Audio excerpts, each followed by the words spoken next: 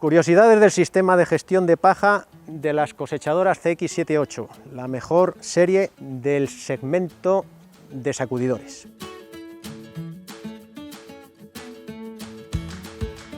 ¿Qué peculiaridades podemos destacar del sistema de gestión de paja? Podemos hablar, en principio, del esparcido del tamo procedente del cajón de cribas.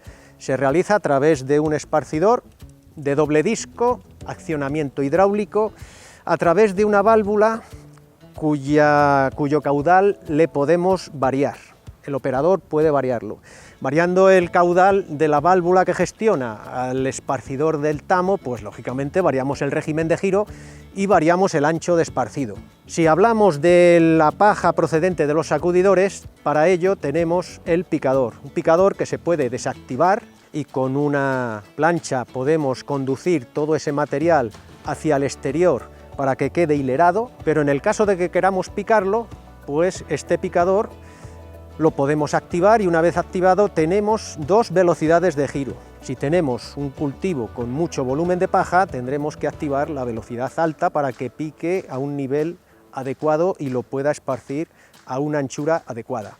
Si estamos hablando de cultivos de poco volumen de paja, de caña gruesa, pues podemos poner la velocidad corta, consumiremos menos potencia y esparciremos con la misma calidad y uniformidad en la distribución. Pero junto con estas dos velocidades también podemos variar la intensidad de picado. ¿Cómo se varía la intensidad de picado? Uno es unas contracuchillas estáticas que pasan a través de las cuchillas del rotor. Esas contracuchillas pueden estar totalmente retraídas, totalmente activadas o posicionadas en cualquier punto intermedio. Eso nos va a dar distintos niveles de picado para ajustarnos a nuestros intereses o a lo que nuestro cliente nos requiera.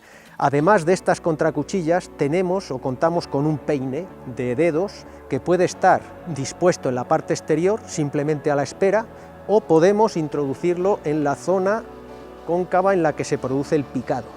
De tal modo que poniendo ese peine con estos dedos, el material largo quedaría retenido entre esos dedos y las cuchillas del rotor pasarían entre los dedos, con lo cual fraccionaríamos esa paja larga dejándola en los niveles de la distancia que hay entre los dedos. Igualmente, este sistema podéis ver que tiene distintos ajustes y adaptaciones para hacer un picado perfecto en cualquier condición y en cualquier tipo de cultivo. Nos quedaría hacer comentarios y puntos característicos para mejorar la distribución y la uniformidad del material picado en el suelo. Para ello contamos con dos actuadores eléctricos, uno para los álabes de la izquierda y otro para los álabes de la derecha. Teniendo dos motores que gestionan la mitad de los álabes cada uno, nos permite hacer dos regulaciones. Una de ellas es variar el ancho de esparcido, moviendo los álabes cada motor hacia el lado externo. Esto hace que aumente el ancho de esparcido y si se mueven los álabes hacia la cara interna, hacia el centro, pues reduciríamos el ancho de esparcido. De este modo nos adaptamos justo al ancho del corte que llevamos. Pero tenemos otro ajuste, otra regulación, que es la compensación de deriva, tanto por pendiente como por viento.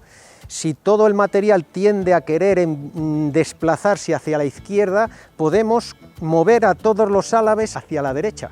Entonces, en este caso, trataríamos de compensar ese efecto del viento o efecto de la gravedad para que se distribuya en esas condiciones desfavorables de la manera más uniformemente posible a todo lo ancho del cabezal. Bueno, pues estos puntos son los que nos hacen afirmar que estamos también, desde el punto de vista de la gestión de la paja, ante la mejor cosechadora de sacudidores del mercado.